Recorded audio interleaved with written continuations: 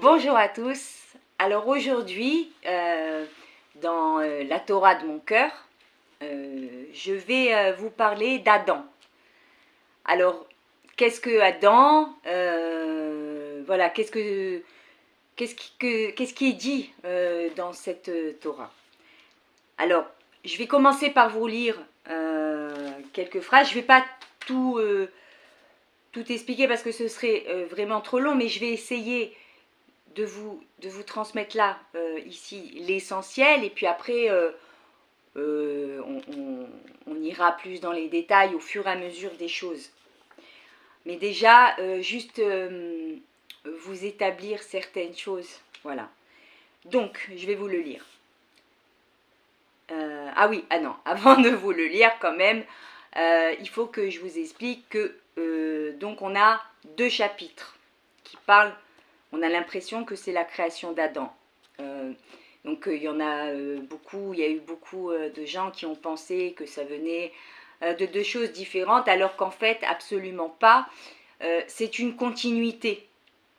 Le premier chapitre est le chapitre de la création, c'est-à-dire tout ce qui est dans l'esprit, invisible, même s'il y a le début d'une expression, puisque il y a Elohim, mais je vous expliquerai après.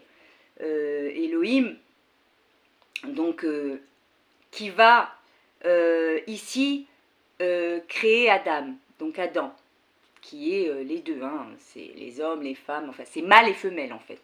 Adam, c'est le principe féminin et le principe masculin. Deux très grands principes qui vivent en nous. Alors, le monde de la création, c'est le monde de l'esprit. Hein. On n'est pas encore dans la matière telle que nous, on la voit. On ne parle pas ici d'un corps humain. La création, c'est, par exemple, si on le rapporte à nous, et que vous voulez faire quelque chose, donc vous avez une idée, et pour cette idée, bon, pour l'instant elle est à l'intérieur de vous, et ensuite elle va, vous allez y réfléchir, etc., établir un plan pour former cette idée, et ensuite vous allez aller à l'action, ou là, parce que vous avez formé, et hop, là, on y va. Alors, c'est un peu ça ici, enfin c'est ça pour moi. Donc ici, on est dans la création, donc on est dans l'esprit, dans ce qui est. Maintenant, dans cet esprit ici, dans la création, tout ce qui est créé du début à la fin. C'est-à-dire que toutes les possibilités imaginables et inimaginables sont dans cette création. Absolument toutes les possibilités, voilà. Maintenant, donc ce qui veut dire que le début et la fin sont déjà dans la création. Maintenant, il est dit, Elohim dit, nous ferons Adam à notre réplique, selon notre ressemblance, ils assujettiront, pardon, avec le cheveu sur la langue, c'est pas... Ils assujettiront le poisson de la mer, le volatile des ciels, la bête, toute la terre, tout reptile qui rampe sur la terre. Elohim crée le glébeux, donc Adam. Hein, ici c'est traduit le glébeux, mais en fait c'est Adam, le glébeux. Des fois il dit... Donc Adam, à sa réplique, à la réplique d'Elohim, il le crée, mâle et femelle, il les crée. Elohim les bénit, Elohim leur dit, fructifiez, multipliez, emplissez la terre, conquérez-la, assujettissez le poisson de la mer, le volatile des ciels, tout vivant qui rampe sur la terre. Voilà, donc je vais m'arrêter ici pour l'instant, parce que c'est déjà, il y a déjà beaucoup de choses à dire. Alors, là, on va reprendre.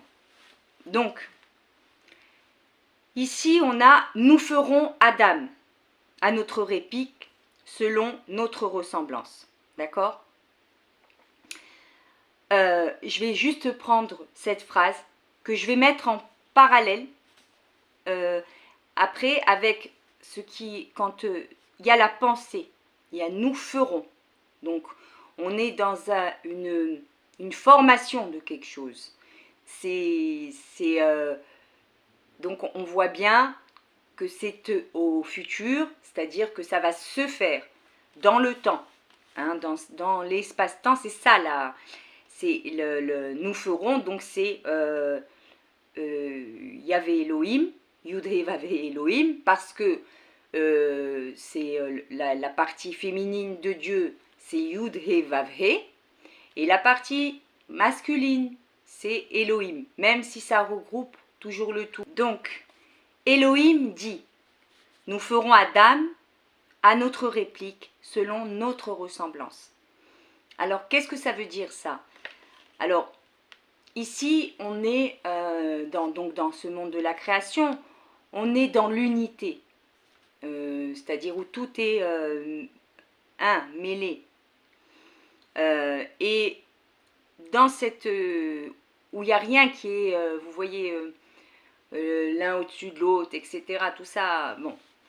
On est vraiment dans quelque chose, l'unité qui est déjà dans la création, mais c'est ça, c'est que il y a la pensée, maintenant il faut qu'elle descende dans la matière. C'est ce qu'on est en train de vivre. C'est ça qui sert le présent. Sinon, il n'y aurait pas d'intérêt au présent. Mais j'en parlerai de toute façon dans d'autres choses quand je me concentrerai beaucoup plus sur Elohim et Yud-Hé Vav-Hé. Pour l'instant, on va parler d'Adam. Donc, ici, donc, il y a tout. Il y a le principe féminin et masculin, puisque Dieu est tout. Ce qui veut dire que, c'est quoi ce principe féminin et masculin uni?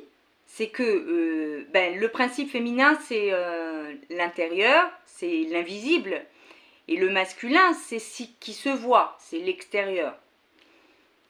Donc, ce qui veut dire que, en fait, dans ce 1, tout ce qui est invisible est identique à l'extérieur. C'est ça la volonté de Dieu. C'est que tout devienne sacré, que tout soit divin, parce que ce qui empêche de voir la divinité en tout, c'est-à-dire vraiment, on peut appeler le sacré, ça dépend, que tout est sacré en fait. Hein, c'est ça en fait, si on appelle sacré, tout est sacré. Tout ça amène à cette unité. Donc, et il dit, à notre réplique, selon notre ressemblance. Donc, à notre réplique, donc c'est l'image, hein, l'image. Donc ici, on rentre dans l'image de Dieu. Donc ici, on est dans... Qu'est-ce que ça veut dire à notre réplique, donc qui est mâle et femelle? Ça veut dire que on est fait d'esprit, de la même chose. On est fait de tout. On est fait de tout ça. Selon notre ressemblance. Donc, il y a deux choses ici. Il y a la réplique et la ressemblance. C'est très différent parce que, comme vous allez le voir après, et je vais continuer pour que vous compreniez, Elohim crée Adam, donc Adam, à sa réplique. À la réplique d'Elohim, il le crée. Mâle et femelle, il les crée. D'accord? Donc ici, on n'a pas le côté ressemblance. On a juste l'image. Pourquoi? Parce que déjà, on est dans la création. Et que le faire, ici, de Dieu, c'est la formation. Dieu, c'est le grand potier. Vous voyez, il forme. Enfin, l'invisible nous forme. Et donc, mais aussi l'extérieur, c'est-à-dire les manifestations du masculin, c'est ça le masculin, les manifestations de Dieu, pardon, qui vont faire que Dieu, il n'y a que Dieu, quoi, en fait, partout, partout. Bon, maintenant, qu'est-ce qu'on a ici qui est très important? C'est quoi la différence entre l'image et la ressemblance? Alors, l'image, on est fait de ça. Et la ressemblance, c'est une action. C'est une action de notre part. Donc là, à la ressemblance, ça veut dire que c'est à nous d'aller à la ressemblance de Dieu. C'est-à-dire que ici, c'est le début de quelque chose. C'est en évolution à partir du moment où ça va rentrer dans la matière. Sinon, tout est parfait. D'ailleurs, pour l'instant, il n'est pas vivant comme dans le deuxième chapitre parce que ça vient après. Mais pour l'instant, il est ici parfait. Et donc, il dit, il les bénit, il leur dit, fructifiez, multipliez, emplissez la terre, conquérez-la, assujettissez le poisson de la mer, les volatiles des ciels, tout vivant qui rampe sur la terre. Alors, ici, ce que je retiens vraiment qui est très important, c'est le assujettisser. Parce que assujettisser, c'est quoi? C'est la soumission. C'est soumettre à. Et soumettre à quoi? Soumettre à Dieu. C'est par exemple l'islam parle de la soumission. Alors, malheureusement, beaucoup ne comprennent pas du tout que cette soumission dont on parle ici, c'est une soumission à Dieu, c'est-à-dire de toutes nos parts. Ça ne veut pas dire soyez des esclaves, hein. Soyez mon esclave, c'est pas ça. Hein. Et soumettre la nature, c'est soumettre la nature, c'est-à-dire c'est connecter la nature qui est en devenir et qui est fait donc voilà, qui est en train de grandir, voilà, c'est le début des choses ici. Donc ici, assujettir, c'est pour que tout aille vers l'infini, pour qu'au final, tout aille vers Dieu. Et donc, qu'est-ce qui fait Dieu, le sans-nom? Eh bien, il va créer Adam pour le placer dans la matière et agir pour ramener au tout, donc dans la vie. Donc c'est une infiltration de Dieu dans la matière à travers nous. On est comme des récipients. Dans la Kabbale, on appelle ça les kéli, ouais, c'est ça, les récipients. On est un vase et on reçoit, donc, puisque c'est une forme qui reçoit une certaine lumière. C'est un contenant. Et donc, qu'est-ce qu'on va mettre à l'intérieur? Voilà. Bon, là, ici, on est dans la création. Hein, donc, on est vraiment dans quelque chose de parfait. Où là, il y a cette création d'image d'Adam qui est mâle et femelle. Donc, ensuite, on va passer au deuxième chapitre, qui est le monde de la formation. Alors, qu'est-ce que ça veut dire là, on n'est pas encore on n'est pas encore sur la terre, quoi. C'est pas nos corps encore là, de chair et de sang. Hein. On n'est pas encore là. Ici, il y a eu la première partie qui a été la création du tout. Et maintenant, on va passer dans la formation. Alors, qu'est-ce que c'est la formation? La formation, c'est la Adama. Donc, la Adama, qui a été traduit par une terre travaillée, vous voyez, la glèbe, enfin, quelque chose de... Bon, moi, c'est pas comme ça que je la traduis.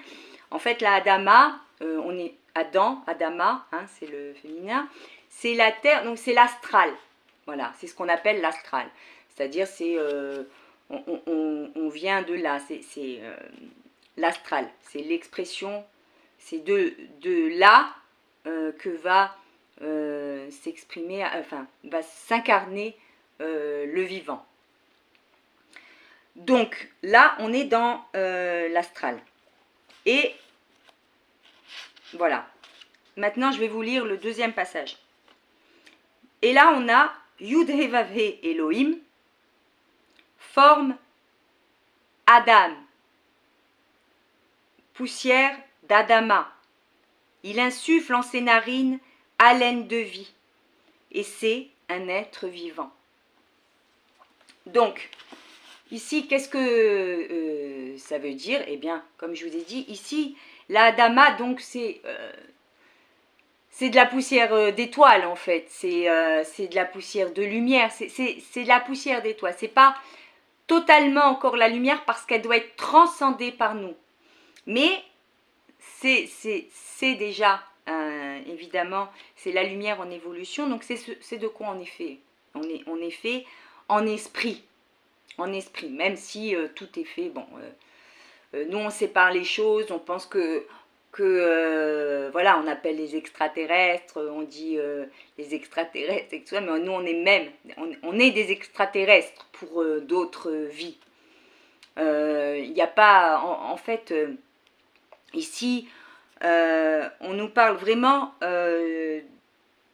du tout, de tout ce qui est dans l'univers. L'univers, la création, enfin, ce que vous voulez. On est fait de ça, c'est-à-dire l'âme. C'est l'âme. L'âme, donc ici, elle est formée et elle est faite de ça. Donc c'est ici où, alors dans le premier chapitre, c'est on va penser à un vase, on va penser à un récipient, on va penser... et puis dans le deuxième chapitre, il y a la formation de ce vase, de ce contenant, de cette âme, hein, qui est à l'image, mais qui n'est pas encore à la ressemblance, puisque comme je vous l'ai dit, c'est une action de notre part, ça, c'est à nous de le faire. Donc il insuffle en ses narines une haleine de vie, et c'est Adam, un être vivant. Donc en fait ici, il va lui insuffler, pardon avec mon pied je fais n'importe quoi, il va lui insuffler le souffle, l'esprit, le roi. Donc en fait là, on est dans l'âme qui est dans un contenant, qui est formé, et qui doit aller vers son infini. Elle le contient, mais elle n'est pas encore. Ce qu'elle contient, elle contient l'infini, c'est l'Esprit de Dieu. L'Esprit de Dieu. Voilà. C'est ça que l'on tient en nous, et c'est pour ça qu'il y a beaucoup de confusion. C'est pour ça aussi qu'on dit c'est le Père et la Mère qui n'est... Bon, alors... Je ne vais pas parler de Myriam, donc Marie, mère de Jésus, évidemment, hein, parce que ça n'a rien à voir, enfin, on parle de l'amour et tout ça, mais bon, pour moi, ce n'est pas une représentation absolue, et puis d'abord, c'est attaché à des choses de la tour de Babel, comme je vous avais dit, donc non, ça me donne des spasmes. De toute façon, moi, quand on dit la mère de Dieu, j'ai envie de m'arracher la tête, quoi. Alors, bon, après, je suis un peu marseillaise. Donc ici, on a donc la formation de cette âme, et Dieu, il va insuffler donc son esprit. Il insuffle son esprit, mâle et femelle. Maintenant, il fait germer, etc. Tout ce qui est dans... voilà, c'est là où je veux en venir, c'est je veux en venir à partir du moment où maintenant Dieu il va séparer Adam. Donc, en fait, qu'est-ce qui se passe? Donc Adam, à ce moment-là, il est masculin et féminin. Il n'est pas que masculin. D'ailleurs, de dire que Adam est que masculin, ben, c'est juste de l'ignorance de la Torah. C'est-à-dire, c'est en fait, parce que c'est écrit en fait. Là, ou alors, c'est pas de l'ignorance, c'est peut-être de la mauvaise foi, je sais pas, une domination masculine. Bon, en tout cas, ici, on parle donc de Adam, qui est donc mâle et femelle, qui est une âme, hein, avec l'esprit de l'infini, mais qui ne peut pas encore comprendre, qui ne peut pas encore tout... il n'y a que Dieu qui peut contenir tout, l'innommable, qui peut contenir tout l'esprit. Et là, il le présente devant tous les animaux de la création. Alors, ici, bon, on parle d'animaux, bon, c'est pas seulement, on est aussi dans l'esprit, hein, on est dans les âmes, on est dans tout ça, donc tout ça, ça nous parle, en fait, tout ce qui vit a un esprit, tout, les planètes, tout, absolument tout, voilà, tout ce qui s'exprime a un esprit, après, vivant ou pas, mais il y en a un, voilà. Donc, donc il va présenter Adam, parce qu'il dit il n'est pas bon qu'il soit seul, c'est-à-dire pour qu'il puisse évoluer, donc il veut lui faire une aide contre lui. Ce contre-là, il veut dire plusieurs choses, il veut dire deux choses, il veut dire contre, être contre quelqu'un, et il veut dire contre, dans le côté opposition. C'est pour ça que c'est important, le fait contre. Et donc, il lui présente tous les animaux, etc. Et quand Adam, il regarde, il voit tous ces animaux, qu'est-ce qu'il fait? Il leur donne des noms. Il les nomme, mais il n'a pas trouvé d'aide contre lui. Donc, ce qui veut dire que tous les noms, ça il faudra bien le retenir, tout ce qui a été nommé par Adam, d'accord? Dans l'astral. Donc là, qu'est-ce qu'il fait Dieu? Il fait tomber une torpeur sur lui, sur Adam. Et il sommeille. Donc Adam sommeille. Il prend une de ses côtes, c'est écrit, et ferme la chair dessus. Alors, ici, qu'est-ce que ça veut dire? Parce que, bon, ici, c'est traduit par côte, mais c'est pareil, comme beaucoup de mots, je vous ai expliqué, il y a ça et son contraire, en fait, c'est traduit aussi par côté. Voilà.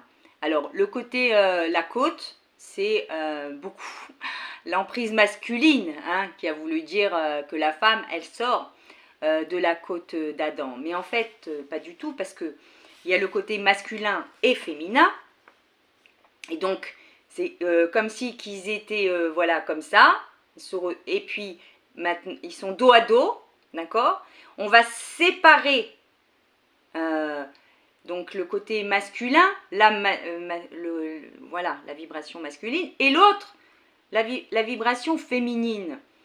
On sépare. Et donc, à partir du moment où naît l'homme, ben naît la femme. À partir du moment où naît est une femme, il y a un homme. C'est-à-dire qu'ils sont nés simultanément. C'est-à-dire, simultanément, il y a eu donc cette division qui a créé un homme et une femme. Mais avant, ils étaient hommes et femmes, ou mâles et femelles. Et donc, cette division a fait que, donc la séparation de ce côté a fait que, donc c'est pas, la femme ne sort pas de l'homme, c'est pas une côte qu'il a bâtie, enfin, c'est pas du tout dans ça. On est vraiment d'abord on est dans l'âme, et puis on est dans les principes. Qu'est-ce qui fait que, mais qui est, en fait, le masculin et le féminin, il est en nous. C'est en chacun, en chacun. Bon, maintenant je vais arrêter là sur l'explication et puis je vais vous parler de ça. En fait, tout est en nous, voilà, absolument tout. Donc le côté masculin et le côté féminin. Le féminin, c'est quoi? C'est l'invisible, c'est ce qui est à l'intérieur. C'est ça, la voix intérieure de Dieu, c'est Yud-He Vav-He, c'est le côté féminin. Et donc tout ce qui est invisible, donc 95% de ce qui est autour de nous et en nous est invisible, ça c'est le principe féminin. Et le principe masculin, c'est ce qu'on voit. Donc c'est l'expression de Dieu. C'est ce qu'on appelle la représentativité, c'est Elohim, c'est le côté masculin. Mais la représentativité sans... Enfin, ou la forme, hein, parce que je sais pas, je dis ça parce que beaucoup me parlent de représentativité, après donc la forme est une expression, donc elle est masculine, l'action de faire les choses, etc. Bon, tout ça c'est ce principe masculin, mais le féminin, c'est tout ce qu'on ne voit pas, tout ce qui est invisible. Donc, et ça c'est en chacun de nous. Il n'y a pas une personne qui n'a pas... après, on doit travailler sur soi, donc c'est travailler en soi cette féminité pour aller dans l'écoute de Dieu en soi et manifester notre relation, ce qu'on est, notre divinité intérieure. Bon, ce qu'on contient dans notre âme, la part que chacun qui est un cocktail unique, que chacun contient. Il y a une chose qu'on a en commun, absolument tous, c'est l'amour. L'amour qui est notre origine. Voilà. On est fait de ça. On est fait de cet amour. Comme je vous j'avais fait un texte d'ailleurs qui s'appelle L'amour, où je parlais aussi de cet amour qui est en nous. L'amour, c'est en nous, c'est quand on rencontre, c'est en vivant des situations, en des passions, en rencontrant une personne, etc., qui va éveiller l'amour. Par exemple, je vais voir un tableau, je vais dire « Ah, c'est magnifique, j'aime » et tout ça. Bon, là, je parle de l'amour... je parle de l'amour qu'on ressent, hein. Je ne suis pas en train pour l'instant de vous parler encore de l'amour divin, même si ça en fait partie. Donc dans cet amour qu'on ressent, donc il y a des choses, voilà, on va écouter de la musique, ah j'aime, etc. Ça nous remplit. Une personne, on va dire oui je l'aime, etc. Mais en fait, qu'est-ce que c'est juste l'autre réveille ce qu'on a en nous. Et ça, c'est là qui est juste, c'est-à-dire que Dieu est droit, juste. C'est que ça, c'est en chacun de nous. Maintenant, pour éveiller cette origine, pour la révéler en soi vraiment, et ne plus dépendre de l'extérieur, pour l'exprimer, c'est ça, quand je dis c'est l'amour qui va changer, ben c'est l'amour qu'on a évidemment en nous, et puis l'amour donc on va exprimer à l'extérieur. Ça c'est sur le deuxième plan, mais l'amour n'appartient à personne. L'amour est. L'amour, c'est le grand principe, enfin pas principe, la grande base, la fondation de Dieu. C'est l'origine, ça fait partie de... C'est-à-dire l'amour, quand, je veux dire... L'amour, on dit oui, mais l'amour, ça n'inclut pas que la bonté. L'amour, il y a ici quand on aime, on n'est pas injuste envers la personne qu'on aime. On n'est pas, on essaye d'être. Enfin, après, ça dépend du travail qu'on fait en soi. Mais moi, je parle vraiment dans l'amour. On essaye de faire au mieux pour la personne qu'on aime. Et dedans, ça inclut tout. C'est-à-dire que quand on aime, je ne vais pas mettre en esclavage quelqu'un, je ne vais pas le tuer, je ne vais pas le voler. Et encore, après tout ça tout ça, j'en parlerai aussi parce que qu'est-ce que ça veut dire tuer, voler, enfin toutes ces choses, ces lois qui ne sont pas vraiment comprises, hein, parce que sinon le monde, il n'en serait pas là aujourd'hui. Donc en fait là, on est dans cet amour infini. Maintenant, pour retrouver, se reconnecter à notre origine, mais la seule manière de se reconnecter à notre origine, c'est d'aimer Dieu, aimer le tout. C'est pour ça que je dis à chaque fois, pour que aimer Dieu, et ça rejaillira sur le tout. Parce que quand on aime Dieu, on réveille notre origine, et ensuite, ben, on ne peut pas faire autrement, c'est en nous. C'est ça l'amour. C'est l'amour pour Dieu qui rejaillit sur le tout, parce que cet amour pour Dieu est notre origine, c'est notre âme qui est faite de cette origine, de ce souffle d'amour. Voilà. Et donc qui inclut tout, absolument tout. Voilà. C'est-à-dire, il n'y a pas, oui, la rigueur, ben, c'est l'amour aussi. La justice, c'est l'amour. Absolument tout est amour. C'est vraiment l'intention première. Qu'est-ce que vous avez dans le cœur? Vous voyez, c'est ça en fait. C'est pourquoi je le fais. Quel est l'intérêt? Est-ce que j'ai un intérêt personnel? Ou est-ce que non, je suis totalement dans le collectif, c'est-à-dire pour le tout. C'est ça. Il y a l'amour intéressé et il y a l'amour divin, l'amour dont nous sommes faits.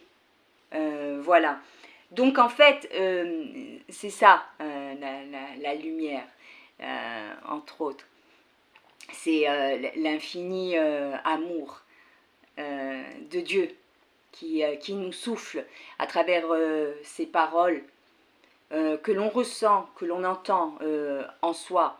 Si vous faites le vide dans votre esprit, vous verrez que vous entendrez sa voix.